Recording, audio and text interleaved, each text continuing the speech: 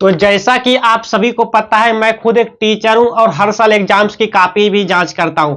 पिछले साल बहुत सारे स्टूडेंट फेल हो गए थे साइंस पेपर में। जी हां, अक्सर साइंस पेपर और मैथमेटिक्स पेपर, ये दो पेपर ऐसे होते हैं जिनमें ज्यादा बच्चे फेल हो जाते हैं। कॉपी चेकिंग के दौरान देखिए, एग्जाम तो लाखों बच्चे देने जाते हैं कि नहीं, लेकिन उन लाखों बच्चे में से बहुत सारे बच्चे फेल हो जाते हैं। ठीक है, आप भी फेल ना हो जाएं, इसलिए मैंने सोचा चलो एक वीडियो बना देता हूं एग्जाम से पहले कि आप लोग फेल होने से कैसे बचेंगे।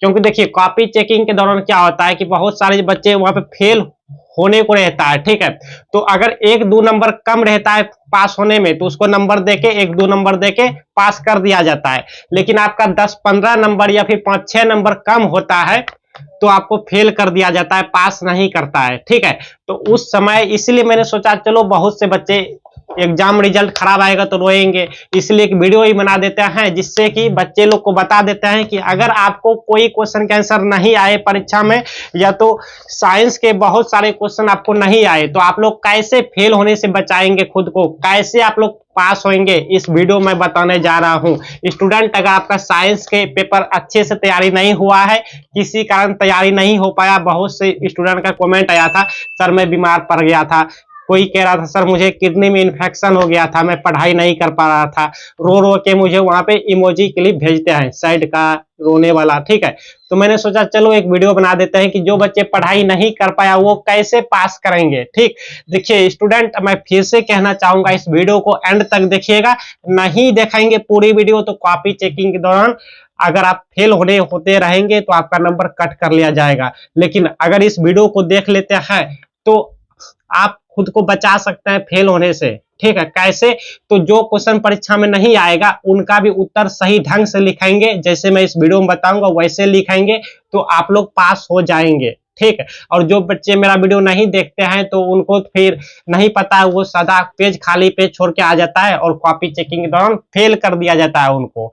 ठीक है, देखिए पिछले साल बहुत से स्टूडेंट को बचा लिए थे फेल होने से, इस बार भी मैं आपको पूरी कोशिश कर रहा हूं फेल होने से बचाने की। चलिए यहाँ पे आइए और मैं जैसा जैसा बताता हूं वैसा वैसा आप लोग एग्जाम में कीजिएगा तो फेल नहीं होइएगा। ठीक, क्योंकि देखिए यहाँ पर कुछ ऐसे ऐसे देखिए टॉपर जो स्टूडेंट होते हैं ना, थोड़ा मैं बोल लेता हूं उसके बाद आपको बताऊंगा। जो टॉपर स्टूडेंट होते हैं उनको भी क्वेश्चन पेपर के बहुत सारे क्वेश्चन में से एक दो क्वेश्चन का आंसर नहीं आता है, तो वो भी विद्यार्थी, आप टॉपर स्टूडेंट हैं तो आप भी इस वीडियो को देखिए, एक दो क्वेश्चन जो आपको नहीं आएंगे उनको इस तरीके से कीजिएगा। ठीक है, हाँ चलिए यहाँ पे बहुत सारे देखिए क्वेश्चन पेपर लेके आ गया है और मैं बताऊंगा कि अगर क्वेश्चन पेपर में कुछ भी नहीं आए तो कैसे फेल होने से बचेंगे, और अगर बहुत कुछ आता है लेकिन एक दो क्वेश्चन के आंसर नहीं आता है तो कैसे उनका जवाब देंगे साइंस पेपर में। ठीक, तो चलिए आप सभी यहाँ पे आइए, मैं आपको अच्छे से सिखाता हूँ। सबसे पहले देखिए यहाँ पे बहुत सारे हम क्वेश्चन लेकर आए हैं। ठीक है, सब के सब साइंस पेपर के क्वेश्चन है, सब के सब साइंस क्वेश्चन है। ठीक है, साइंस पेपर के, विज्ञान पेपर के क्वेश्चन है।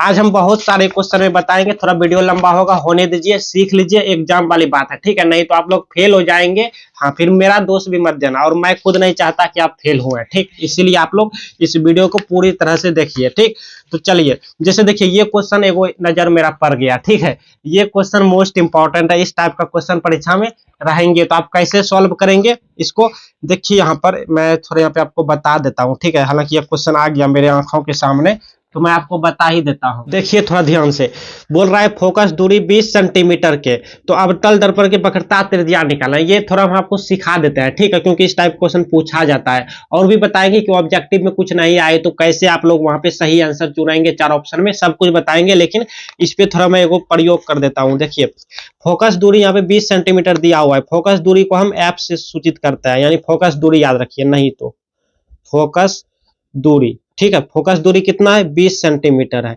अब बोल रहा है कि अवतल दर्पण की वक्रता त्रिज्या निकालना, यानी कि वक्रता त्रिज्या बोल रहा है निकालने के लिए। तो ठीक है, यानी वक्रता त्रिज्या बोलिए या त्रिज्या बोलिए, वक्रता त्रिज्या।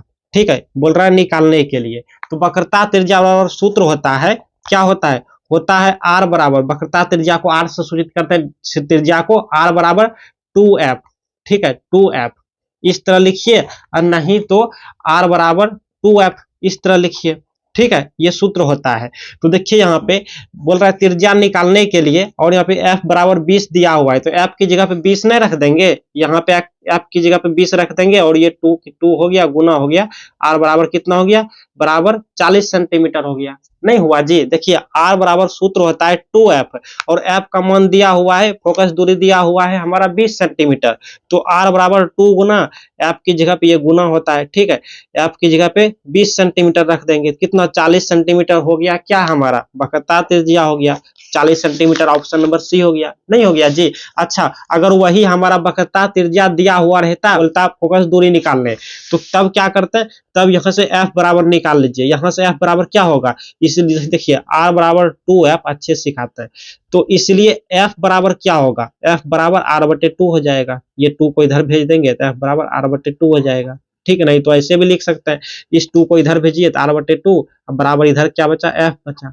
ठीक। और r बराबर अगर दिया हुआ रहता तो हमारा f निकल जाता, ठीक, और अगर f दिया रहता तो r निकल जाता, ठीक। ये दोनों फॉर्मूला आप याद रखिएगा, ये और ये, ठीक। मतलब ये कि अगर वक्रता त्रिज्या दिया हुआ रहता तो इस फॉर्मूला से फोकस दूरी निकाल लीजिएगा, और अगर फोकस दूरी दिया हुआ रहेगा तो वक्रता त्रिज्या निकाल लीजिएगा, इस फॉर्मूला से ऑब्जेक्टिव में पूछा जाता है। चलिए अब बात करते हैं सब्जेक्टिव। अच्छा, ऑब्जेक्टिव में एगो स्पेशल वीडियो बना देंगे, ठीक है। पहले बात करते हैं सब्जेक्टिव क्वेश्चन में बहुत सारे बच्चे को दिक्कत होता है, जैसे कि देखिए आपको ये नहीं आता डीएनए आनुवांशिकता के आधार पर कैसे है, मतलब इस जो भी क्वेश्चन है आपको नहीं आता।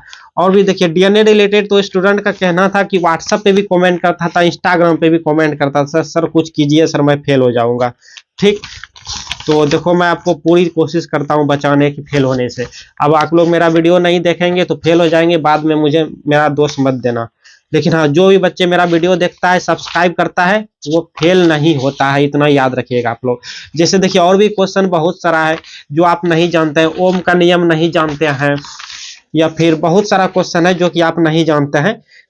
देखिए एक ये भी आ गया गणितीय सवाल है, ठीक है, कि 2 मीटर फोकस दूरी वाले अवतल लेंस की क्षमता निकालना है, बताइए कितना, मतलब कि इजी है। चलिए एक आपको हम सिखा देते हैं ये वाला भी, ठीक है, क्योंकि परीक्षा में पूछा जाता है, तब हम ट्रिक की ओर आगे बढ़ेंगे कि अगर आपको कुछ भी नहीं आए तो आप क्या लिखेंगे, ठीक। देखिए वो सिखा देते हैं, क्योंकि वो आप अभी सीख लेंगे ना, हो सकता है परीक्षा में आ जाए, ठीक है। तो देखिए यहाँ पर 2 मीटर फोकस दूरी वाले अवतल लेंस की क्षमता, तो अवतल यहाँ पे लेंस क्या है, लेंस उत्तल अवतल दो होता है, मतलब आपको सीखने के लिए दो होता है, ठीक है। तो यहाँ पे अवतल यहाँ की बात हो रहा है, अवतल का जो चिन्ह होता है वो माइनस होता है, ठीक है, और उत्तल का जो चिन्ह होता है वो प्लस होता है। प्लस किसके लिए, प्लस होता है उत्तल के लिए, ठीक है, धनात्मक, और ऋणात्मक किसके लिए, अवतल के लिए, ठीक। ये तो बात रही। चलिए अब यहाँ पे देखिए 2 मीटर फोकस दूरी, मतलब एफ बराबर कितना, 2 मीटर, और लेंस की क्षमता, लेंस की क्षमता बराबर सूत्र होता है, इसको हम पी भी कहते हैं, लेंस की क्षमता को पी कहते हैं। यहाँ पे लिखिए, लेंस लिखना कोई जरूरी नहीं है सब्जेक्टिव, लेकिन बनाएंगे तो अच्छे से, यहाँ पे देखिए अच्छे से आपको हम सिखा देते हैं। जब प्रश्न उत्तर संख्या यहाँ पे कॉपी में लिखिएगा, प्रश्नो उत्तर संख्या, पूरी वीडियो देखिएगा, आधा अधूरा भागिएगा तो कोई भी टीचर आपको फेल कर देगा, बाद में हम बचा भी नहीं पाएंगे, ठीक है।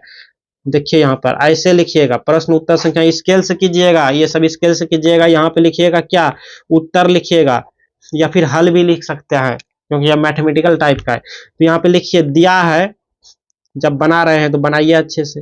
दिया है, क्या दिया हुआ है, 2 मीटर फोकस दूरी वाले, यानी कि फोकस दूरी कितना है, फोकस दूरी दिया हुआ है,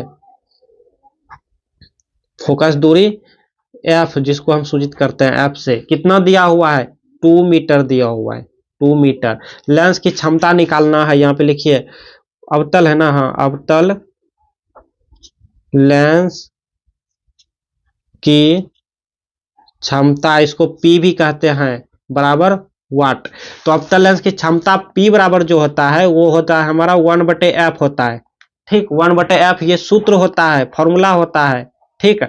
अब यहाँ पे अगर लेंस यहाँ पे अवतल है तो माइनस लगेगा, जैसे देखिए यहाँ पर P बराबर 1/-f कर दीजिए, कब, यहाँ पे लिखिए अवतल लेंस, अवतल लिख दीजिए, माइनस क्यों हुआ बताना होगा टीचर को, तो यहाँ पे अवतल लेंस ऐसे लिख दीजिएगा, ठीक। अब पता चल जाएगा टीचर को, ओ अवतल है तो माइनस लग गया।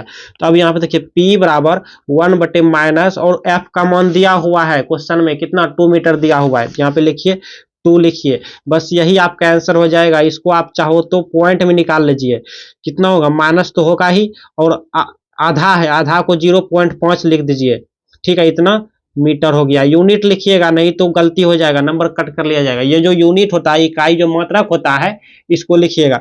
लेकिन देखिए लेंस की क्षमता कैसे, मतलब लेंस का यहाँ पे एक जो मात्रक होता है वो डायोप्टर हो जाता है, तो यहाँ पे डी लिख दीजिए, ठीक है, डी लिख दीजिए।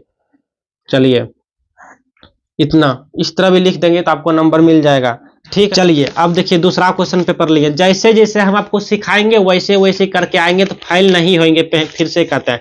तो एक ब्लैक पेन उठाइए, मान लीजिए आप ये दोनों क्वेश्चन का आंसर नहीं जानते हैं, और भी सिखाएंगे आज, बहुत चीज सिखा देंगे आप लोग, ठीक है। परीक्षा से पहले ये वीडियो देख रहे हैं तो आप खुद को लक्की समझिए, ठीक है। तो यहाँ पे लिखिए प्रश्न उत्तर संख्या, पहले प्रश्नो उत्तर संख्या। एक बात और, सबसे पहले क्वेश्चन पेपर में जो जो क्वेश्चन का आंसर जानते रहेंगे उसका आंसर दे देंगे, ठीक है। और जिसका आंसर नहीं जानते हैं तो ये तरीका अपनाएंगे और पास हो जाएंगे, ठीक है। अच्छे नंबर से भी पास होंगे, ऐसा नहीं सिर्फ पास से होंगे, ठीक। चलिए यहाँ पे क्या लिखिएगा, उत्तर लिख दीजिए या हल लिख दीजिए, दोनों में से कोनो, हल तो मैथमेटिक्स में लिखा जाता है जी, आप उत्तर ही लिख के आइए, ठीक है। कुछ बच्चे हल भी लिखते हैं। तो यहाँ पे देखिए मान लीजिए आप 2 ऊर्जा स्रोत के नाम ही नहीं जानते हैं, क्वेश्चन में देखिए पूछा गया है कि 2 ऊर्जा स्रोत के नाम लिखें और आप नहीं जानते हैं, तो आप क्या कीजिए, सबसे पहले ट्रिक नंबर 1 को अपनाइए, ठीक है। यहाँ पे पहले लिख दीजिए 2 ऊर्जा स्रोत के नाम, और नहीं भी लिखेंगे तो खाली यहाँ पर 1 2 कर दीजिए, 1 2 3 आप जितना भी देना चाहते हैं, या तो बाद में इसको कीजिएगा। पहले ऑब्जेक्टिव में ढूंढिए, आपके क्वेश्चन पेपर में ऑब्जेक्टिव रहता है, ऑब्जेक्टिव से यहाँ पे आपको सहायता मिल जाएगा। देखिए ऑब्जेक्टिव में ढूंढिए, 2 ऊर्जा स्रोत कहीं पूछा गया है, चिपको आंदोलन पूछा गया है, लेंस किस लेंस को अभिसारी लेंस कहते हैं, तो यहाँ पे अभिसारी लेंस किस लेंस को कहा जाता है, उत्तल लेंस को कहा जाता है, और अपसारी लेंस अवतल लेंस को कहा जाता है। चलिए ये तो लेंस की बात रहा। देखिए हम ढूंढने, देखिए यहाँ पे मिल ही गया, ध्यान से देखिए, तो देखिए यहाँ पर देखिए, ध्यान से देखिए, निम्न में, यानी निम्न में मतलब निम्न मतलब होता है नीचे, नीचे जो 4 ऑप्शन दिया गया है, इनमें से कौन सा ऊर्जा स्रोत सौर ऊर्जा के व्युत्पन्न नहीं है, समझने की कोशिश कीजिए। कौन सा ऊर्जा स्रोत, मतलब ये 4 ऑप्शन जो है, ये चारों ऑप्शन क्या है, ऊर्जा स्रोत है चारों ऑप्शन, समझ रहे। अब ये 4 में से आप किन्हीं 2 को उठा के लिख दीजिए, ठीक है, क्योंकि क्वेश्चन में पूछ रहा है कि 2 ऊर्जा स्रोत के नाम लिखें, क्वेश्चन में पूछ रहा है 2 ऊर्जा स्रोत के नाम, यानी आपको 4 गो ऊर्जा स्रोत के नाम मिल गया, तो आप चारों उठा के लिख सकते हैं, नहीं तो 3 गो 2 गो लिख दीजिए। तो हम यहाँ पे किन्हीं 2 गो को उठा के लिख देते हैं, आप 3 को भी उठा के लिख देंगे। चलिए हम यहाँ पे पवन ऊर्जा लिख देते हैं, नाभिकीय ऊर्जा लिख देते हैं, यहाँ पे पवन ऊर्जा लिख देते हैं। ऑब्जेक्टिव से काम नहीं बने तब बताएंगे क्या क्या करना है। नाभिकीय ऊर्जा लिख देंगे, किसी को कोई दिक्कत। चलिए ये क्वेश्चन का 2 मार्क्स मिल जाएगा, 2 में 2 नंबर मिल जाएगा। चलिए अगला क्वेश्चन देखिए, आपको देखिए हम फेल होने से कैसे बचाएंगे, और हाँ क्वेश्चन लिखकर अभी टाइम बर्बाद नहीं करेंगे, जो क्वेश्चन का आंसर मिल रहा है या जानते हैं उसका क्वेश्चन नहीं भी लिखेंगे तो चलेगा, ठीक है। जो नहीं जानते रहेंगे उनमें थोड़ा दिमाग लगाएंगे, क्योंकि छोड़ना नहीं है ना, कहा जाता है 0 से अच्छा 1, ठीक है। या तो भागते चोर की लंगोटी यानी लुंगी या धोती खींच कर रख लेना चाहिए, मतलब जो क्वेश्चन छूट रहा है, छूटते क्वेश्चन का कुछ ना कुछ आंसर दे कर आना चाहिए, ठीक है। छोड़ने से फायदा, अच्छा कुछ ना कुछ आंसर दे दो भाई। विद्युत मोटर का क्या सिद्धांत है, आप ये भी नहीं जानते, 2 मार्क्स हाथ से निकलने वाला है, तो नहीं निकलेगा, ठीक है। देखिए कैसे लिखिए, विद्युत मोटर का यहाँ पे सिद्धांत, प्रश्न उत्तर संख्या कितना है, 7 है, यहाँ पे सॉरी 8 यहाँ पे लिखिएगा। देखिए यहाँ पे 8 लिखिए, मिस्टेक हो गया ना, तब भारी मिस्टेक हो जाएगा, यहाँ पे 8 लिखिए अच्छे से, ठीक। ये सब मिस्टेक नहीं होना चाहिए। एक बच्चा कमेंट किया था सर हम आंसर तो लिख दिया लेकिन प्रश्न संख्या ही नहीं बैठाया था एक क्वेश्चन का, तो नंबर कटेगा कि नहीं बताइए, है तो नंबर तो कटेगा जी, उस क्वेश्चन का नंबर कट जाएगा, टीचर को पता ही नहीं चलेगा कि आपने किस क्वेश्चन का आंसर दिया है। जैसे मान लीजिए हम ये नहीं लिखेंगे, हम इसको ऐसे ये नहीं लिखेंगे और सिर्फ आंसर लिख देंगे, तो पता चलेगा कि किस क्वेश्चन का आंसर दिया है। बहुत सारा क्वेश्चन रहता है, टीचर तो बहाना ढूंढता है नंबर काटने की, समझ रहे हैं, सब टीचर मेरे जैसा नहीं होता है। अब देखिए यहाँ पर, तो प्रश्न उत्तर संख्या 7 यहाँ पे लिखिए, प्रश्न उत्तर संख्या 7। इसीलिए आप लोग, मैं इतना वीडियो किस लिए बनाता हूँ, आपको फेल होने से बचाने के लिए ही बनाता हूँ ना, कि आप इतना वीडियो देखेंगे, गलती नहीं करेंगे कोनो, लेकिन आप लोग वीडियो नहीं देखते हैं, छोड़ के भाग जाएंगे, तो बहुत सारा हालांकि विद्यार्थी पूरा मेरा वीडियो देखता है, कमेंट करके बताता है कि सर मैं आपका पुराना स्टूडेंट है, मैं आपका सब वीडियो देखता हूँ। ठीक, आप भी मेरा सब वीडियो देखते हैं तो एक बार कमेंट करके बता दीजिए, ठीक है, मैं कमेंट आऊंगा पढ़ने। हाँ, विद्युत मोटर का क्या सिद्धांत है? 7 नंबर लिखिए यहाँ पर, देखिए यहाँ पर। और सब्सक्राइब नहीं किए, सब्सक्राइब कर लीजिएगा, मैं बार बार कहता हूँ ताकि आप भूल ना जाओ, ठीक है। हाँ, विद्युत मोटर का क्या सिद्धांत है? यहाँ पर लिखेंगे उत्तर लिख दीजिए, ऐसे उत्तर। ये ब्लैक पेन से ब्लू पेन से लिख सकते हैं, लेकिन इसको तो ब्लैक पेन से ही लिखना है, ठीक है, ताकि टीचर का नजर पड़े कि हाँ प्रश्न उत्तर कहाँ कहाँ है। तो सबसे पहले ऑब्जेक्टिव में खोजना है, और अगर ऑब्जेक्टिव में नहीं मिले तब मैं बताऊंगा क्या करना है आपको। देखिए विद्युत मोटर का क्या सिद्धांत है। विद्युत मोटर रिलेटेड आपको जो भी मिले, चाहे इसका परिभाषा याद है तो लिख देंगे, अगर कुछ नहीं आता तो विद्युत मोटर का परिभाषा डेफिनेशन याद है तो वो भी लिख सकते हैं। लेकिन पहले सटीक सटीक आंसर खोज लेते हैं, सही सही आंसर, जैसे इसका मिला था कि नहीं, सही सही आंसर इसका मिला था वैसे ही खोज लेते हैं, ठीक है। कार्बन है, यहाँ पे देखिए एक यहाँ पे हाइट मैंने हाईलाइट करके रखा था ताकि खोजने में हमको जल्दी मिल जाए, पर टाइम बचत हुए। विद्युत मोटर परिवर्तित करता है, ऑप्शन 4 का ऑप्शन है, ये ऑप्शन सही है तो इसको आंसर लिख देंगे, और जो ऑप्शन नहीं जानते रहेंगे कौन सा सही है कैसे लिखेंगे मैं बता रहा हूँ। विद्युत मोटर का सिद्धांत वह सिद्धांत है जो विद्युत ऊर्जा को यांत्रिक ऊर्जा में परिवर्तित करता है, उसे विद्युत मोटर का सिद्धांत कहा जाता है। यहाँ पे लिखिएगा, विद्युत मोटर का सिद्धांत, विद्युत मोटर का सिद्धांत जैसे क्वेश्चन में है आपका, जैसे क्वेश्चन में है जी, क्वेश्चन में विद्युत मोटर का क्या सिद्धांत है? विद्युत मोटर का सिद्धांत वह सिद्धांत है, विद्युत मोटर का सिद्धांत कोमा देके वह सिद्धांत है जो क्या, जो विद्युत ऊर्जा को यांत्रिक ऊर्जा में परिवर्तित करता है, जो विद्युत ऊर्जा को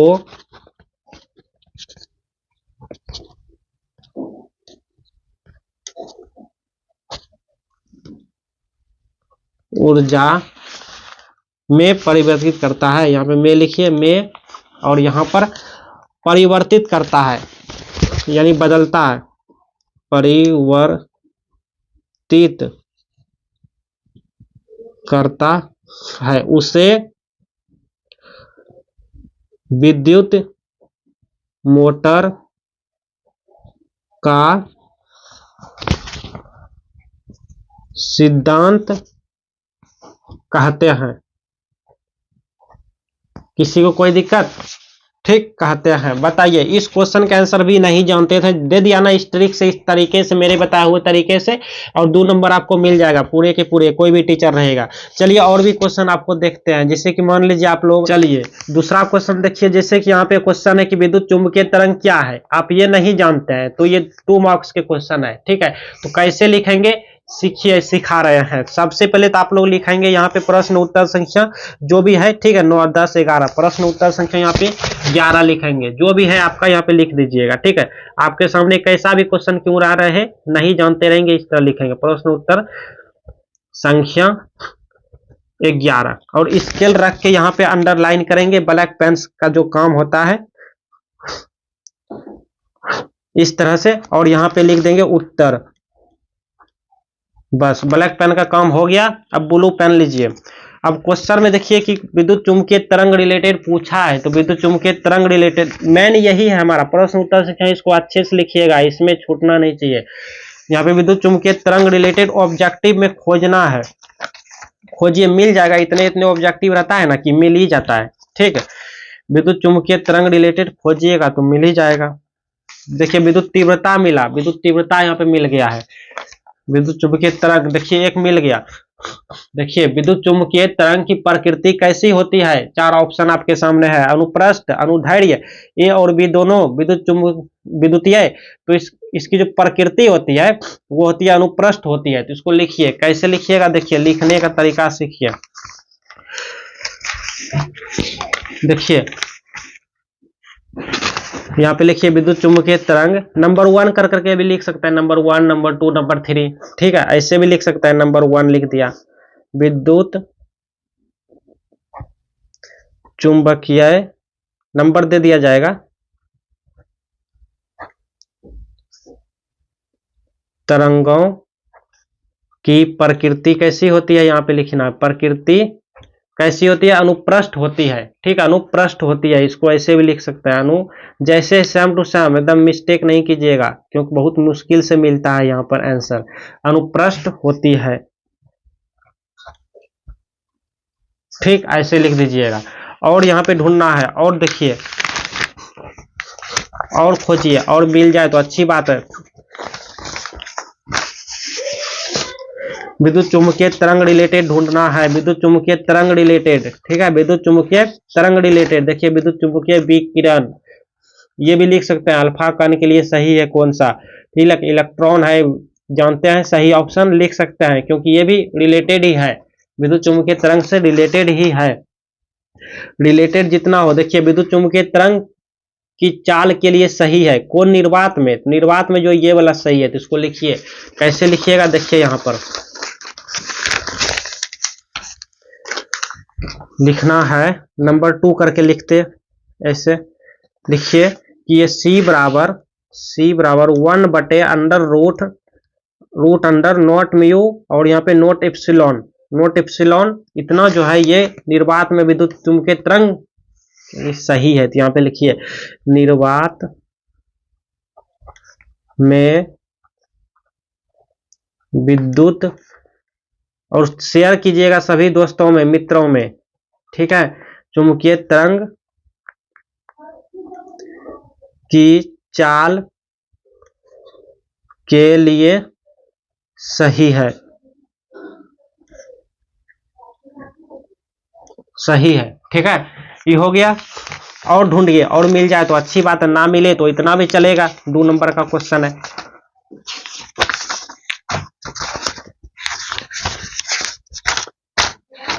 देखिए विद्युत क्षेत्र की तीव्रता पूछा है, मतलब क्षेत्र की तीव्रता रिलेटेड 2 को मिल गया, एगो उधर था कि विद्युत तीव्रता कैसे, मतलब कि वही हो गया, यानी विद्युत क्षेत्र रिलेटेड जितना भी क्वेश्चन पूछा है वो भी लिख सकते हैं आप लोग, ठीक। देखिए चुंबकन क्षेत्र की तीव्रता यहाँ पे देखिए मिल गया। कौन विद्युत चुम्बकीय तरंग नहीं है, कौन विद्युत चुम्बकीय तरंग नहीं है, तो यहाँ पर कौन नहीं है, यहाँ पे आवर्त किरण नहीं है, बाकी ये सभी है। तो इसको देखिए यहाँ पे 2 तरह से लिख सकते हैं, एक है कौन कौन और कौन कौन नहीं है, तो यहाँ पे लिखिएगा 3 होगा जी, 3 होगा। यहाँ पे लिखिएगा विद्युत चुम्बकीय तरंग नहीं है, कौन नहीं है, तो यहाँ पे लिखिएगा अवरक्त किरणें, यहाँ पे लिखिए अवरक्त किरणें कोमा देके विद्युत चुंबकीय तरंग नहीं है, ठीक। और नंबर 4 में लिख सकते हैं जो है प्रकाश तरंग है, एक्स किरणें, यहाँ पे लिखिए प्रकाश तरंग कोमा एक्स किरणें तथा ध्वनि तरंग, तथा या एवं ध्वनि तरंग, ये तीनों क्या है, ये तीनों विद्युत चुम्बकीय तरंग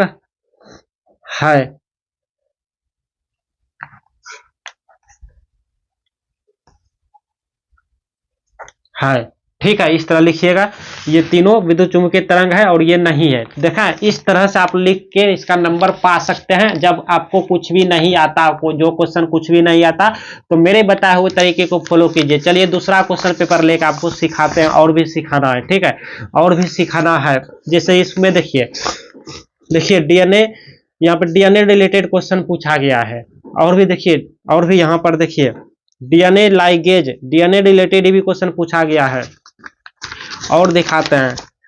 देखिए डीएनए रिलेटेड ये भी क्वेश्चन पूछा गया। मान लीजिए आप नहीं जानते हैं डीएनए वाला क्वेश्चन, ठीक, तो आप क्या करेंगे, डीएनए से रिलेटेड ऑब्जेक्टिव में खोज कर लिख देंगे।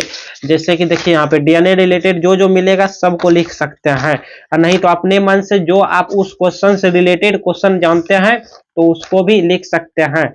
देखिए यहाँ पे डीएनए रिलेटेड जितना भी क्वेश्चन आपको मिल जाए, ठीक, डीएनए रिलेटेड देखिए मिलेगा, होगा। देखिए यहाँ पे डीएनए में नाइट्रोजनीकरण क्षार एक साथ किस बंधन से जुड़े होते हैं, तो इसका भी आंसर लिख सकते हैं। देखिए 3 क्वेश्चन को कवर कर लेगा। एक ये डीएनए बहुरूपता से आप क्या समझते हैं, और यहाँ पर 2 क्वेश्चन इधर दिखाए थे, ठीक है। और भी देखिए डीएनए रिलेटेड खोजना है, डीएनए रिलेटेड देखिए खोजिए। यहाँ पर देखिए एक ये मिला, विशिष्ट स्थलों पर डीएनए को काटने वाले एंजाइम को क्या कहा जाता है। और भी देखिए ढूंढना है। देखिए डीएनए में हाइड्रोजन बंधन निम्न में से यानी ये 4 ऑप्शन में से किसके मध्य में पाया जाता है। ठीक, तो इस तरह से आप लोग यहाँ पे लिख सकते हैं, 3 क्वेश्चन के आंसर लिख सकते हैं, इसी तरह से लिख सकते हैं। ठीक है, इसी तरह से आप लोग को लिखना है। चलिए एक और क्वेश्चन आप पेपर लेते हैं। देखिए यहाँ पे ये क्वेश्चन पेपर ले लिया। मैं आपका ज्यादा टाइम बर्बाद नहीं करना चाहता, ठीक है, इसलिए थोड़ा शॉर्टकट में आपको सिखा रहे हैं। मैं खुद चाहता हूँ जितना छोटा वीडियो में आप लोग सीख जाए। देखिए यहाँ पे जंतु कोशिका या एक पादप कोशिका, ये सब नहीं जानते हैं तो कोशिका रिलेटेड यहाँ पे ऑब्जेक्टिव में ढूंढिएगा और मिल जाएगा। ठीक है, जैसे देखिए पादप कोशिका के सबसे बाहरी घेरे को क्या कहते हैं, कोशिका भित्ति कहते हैं। इसको लिख सकते हैं, इसी तरह से लिखेंगे, पादप कोशिका की कोशिका भित्ति कहते हैं, मतलब इसी तरह पॉइंट बना बना के। ठीक, पादप कोशिका रिलेटेड देखिए यहाँ पे मिला कि मानव शरीर की कोशिकाओं में कितना जोड़ा गुणसूत्र पाया जाता है, यहाँ पे 23 जोड़ा पाया जाता है। ठीक, आप लोग लिख सकते हैं। फिर कोशिका का खोज निम्नलिखित में किस वैज्ञानिक ने किया था, रॉबर्ट हुक ने किया था। ठीक, किया था कि नहीं, ये भी लिख सकते हैं, इसी तरह पॉइंट बना के इसी तरह से। ठीक, आप लोग तो बाकी समझदार हैं ही। और यहाँ पे देखिए कोशिका रिलेटेड जो है इस क्वेश्चन के आंसर देकर 5 में से 4 नंबर 3 नंबर उठा सकते हैं। और तो इसे अपने मित्रों में भी शेयर कीजिए, और लाइक नहीं किए तो एक लाइक जरूर दीजिएगा। हम आपके लिए बहुत मेहनत करते हैं। ठीक है, मैं नहीं चाहता कि कोई बच्चा फेल हो जाए किसी भी टीचर के हाथों, इसलिए मैं आपको फेल होने की बचाने की पूरी कोशिश करता हूँ। इस वीडियो को एक लाइक दे दीजिएगा। और अगर अब तक आपने सब्सक्राइब नहीं किया है, नए नए स्टूडेंट आए हैं इस वीडियो पे, सब्सक्राइब नहीं किया है तो सब्सक्राइब कर लीजिए। मैं आपको यहाँ पे बहुत सारी चीज बताने वाला हूँ। ठीक है, कि आपका कॉपी कैसे चेक हो रहा है, किन गलतियों पे नंबर काटे जा रहा है, किस विद्यार्थी को कितना नंबर से पास कर रहा है, सब कुछ मैं आपको बताते जाऊंगा। इसलिए सब्सक्राइब कर लीजिए। आपका रिजल्ट कब आएगा ये सभी मैं सब कुछ बताते रहूंगा। इसलिए जो बच्चे सब्सक्राइब नहीं किए हैं तो जल्दी से सब्सक्राइब कर लीजिए। और हाँ स्टूडेंट, अगर आप लोग इंस्टाग्राम चलाते हैं तो मैं भी इंस्टाग्राम पर हूँ। बहुत सारे स्टूडेंट वहां पे 50 के मेरा फॉलोवर कंप्लीट करा दिया अच्छा लगा मुझे, हाँ बहुत सुकून मिला। तो आप भी इंस्टाग्राम पे आइए और मुझे फॉलो कीजिए, और कमेंट में इनबॉक्स में अपनी बात को रखिए। मैं जब जब फ्री होता हूँ टाइम निकाल के हाँ आपके प्रश्नों का सवाल का जवाब देता हूँ। ठीक, तो सभी बच्चे इंस्टाग्राम पे आइए और मुझे फॉलो कीजिए, और ये वीडियो शेयर कीजिए। एक बार फिर से कह देता हूँ, शेयर कीजिए, जितना बच्चे तक पहुंचा सकते हैं अपने मित्रों में, व्हाट्सएप पे, इंस्टाग्राम पे, टेलीग्राम पे, जहां हो सके शेयर करते जाइए।